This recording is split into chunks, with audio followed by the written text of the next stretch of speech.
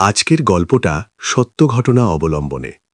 সালটা ছিল ১৯৮৫ থেকে ১৯৮৯-এর মধ্যে।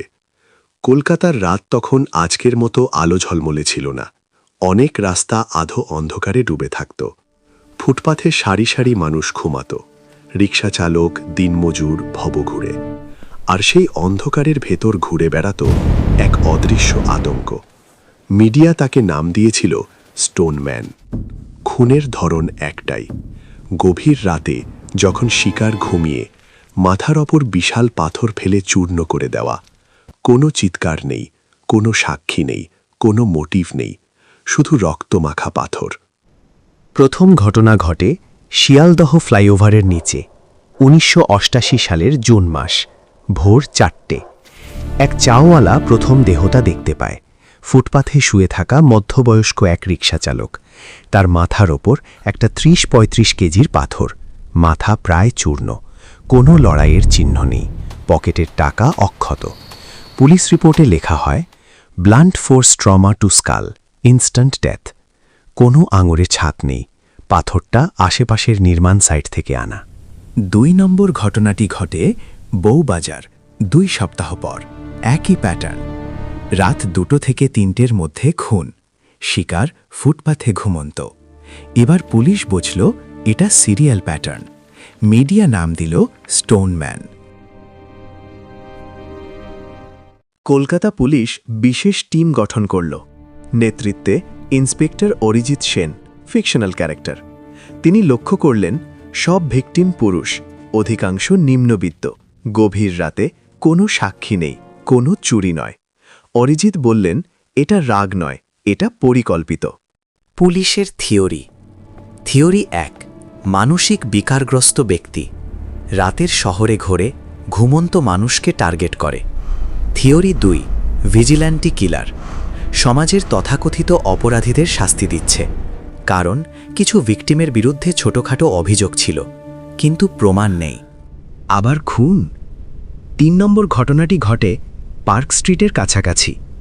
এবার সিসিটিভির যুগ নয়, তবু এক পথচারী দাবি করল সে একটা ছায়ামূর্তি দেখেছিল।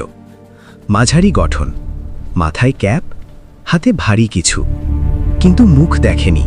মিডিয়া চাপ বাড়াতে লাগল, শহরে আতঙ্ক ছড়ালো।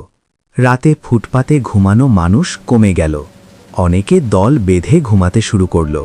পুলিশ টহল বাড়ালো, কিন্তু খুনি যেন পুলিশ প্যাটার্ন বুঝে ফেলছিল। যখন টহল কম, সেই রাতে খুন। একবার এক ভবঘুরেকে আটক করা হয়। তার জামায় রক্তের দাগ ছিল, কিন্তু ফরেনসিক বলল পশুর রক্ত, ছেড়ে দিতে হয়। আরেকজন নির্মাণ শ্রমিককে জেরা করা হয়, কারণ পাথর নির্মাণ সাইট থেকে আনা, কিন্তু তার অ্যালিবাই ছিল। ১৯৮৯-এর শেষ দিকে খুন থেমে যায়। কোনো গ্রেফতার নেই, কোনো স্বীকারোক্তি নেই। কেস ধীরে ধীরে ঠান্ডা হয়ে যায়। ইন্সপেক্টর অরিজিৎ সেন অবসর নেওয়ার আগে ফাইলে লিখেছিলেন, he stopped, or he left the city, or he is waiting. ৩৫ বছর পরে সাংবাদিক স্নেহা রাতের ট্রেনে কলকাতা ফিরছিল। বাইরে বৃষ্টি, কোচ প্রায় ফাঁকা। ট্রেনের সিটের নিচে একটা পুরনো চামড়ার ব্যাগ দেখতে পেল সে, অদ্ভুত ভারী। ভেতরে একটা ডায়েরি, পাতাগুলো হলুদ হয়ে গেছে, কালি ফ্যাকাশে। প্রথম পাতায় লেখা, আমি কাউকে হত্যা করি না, আমি শুধু শাস্তি দিই। স্নেহার বুক ঠান্ডা হয়ে গেল। পরের পাতায় তারিখ ১৯৮৮। বর্ণনা আছে কোন রাস্তায়, কতটা সময়ে, কিভাবে পাথর তোলা হয়েছিল।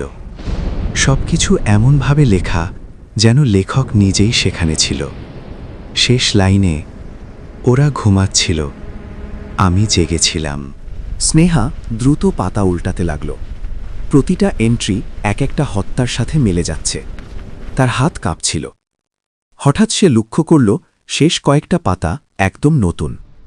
তারিখ ২০২৬, আজকের দিন।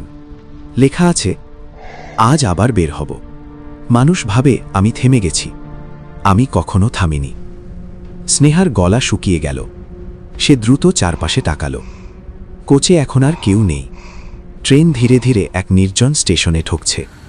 ডায়েরির শেষ লাইন। সে এখন আমার সামনে বসে আছে। সে পড়ছে। সে বুঝতে পারছে না আমি তাকিয়েই আছি। স্নেহার হাত থেকে ডায়েরি পড়ে গেল। ধীরে ধীরে সে মাথা তুলল। ট্রেনের জানালার বাইরে একজন লোক দাঁড়িয়ে, বৃষ্টিতে ভিজে। তার চোখ দেখা যাচ্ছে না, মুখ অন্ধকারে ঢাকা, কিন্তু তার হাতে একটা বিশাল পাথর। ট্রেন থামল, দরজা খুলল, লাইট হঠাৎ নিভে গেল। পুরো কোচ অন্ধকার। কয়েক সেকেন্ড নিস্তব্ধতা। তারপর একটা ভারী শব্দ, ধূপ। পরদিন খবরের কাগজে ছোট্ট খবর বের হলো। অজ্ঞাত পরিচয় এক নারী সাংবাদিকের মৃতদেহ উদ্ধার, মাথায় আঘাতের চিহ্ন। ডায়েরি আর পাওয়া যায়নি। কেস আবার খোলা হয়েছে, কিন্তু পুলিশ বলছে এটা হয়তো কপিক্যাট। তবে শহরের মানুষ আবার ফিসফিস করছে, স্টোনম্যান ফিরে এসেছে।